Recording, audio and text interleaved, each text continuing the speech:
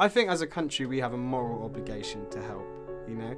The majority of people who are coming here are fleeing persecution, war, conflict, you know, potential death. And for a lot of these people, it's been from a direct result of things that we as a country have been involved in.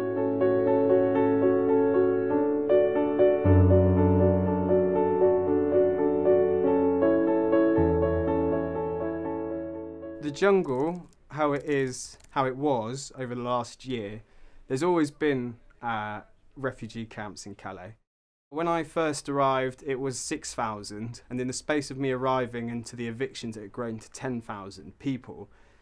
And no human being should have to live like that. I mean, it was the place was like somewhere out of some sort of post-apocalyptic kind of Frank Miller comic. It's just a very bizarre place, and it's brutal and quite gruesome in a way, but it's also quite, you know, amazing in the fact that it just shows you people's kind of resolve to kind of formulate a life in such dire circumstances. It was anarchy in action, really. Like, what happens when there is no rules, you know, because the police, the French police, the CRS, refused to actually police inside the camp. So there was no law and order in the camp.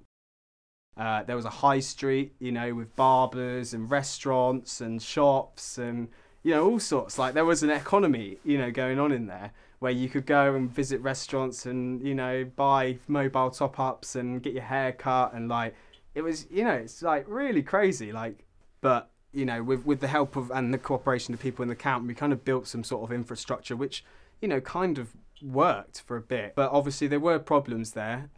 You know, there were smugglers there and gangs. It was made to be, you know, livable for people, you know, but it was still dangerous. It was dangerous for women. It was dangerous for volunteers.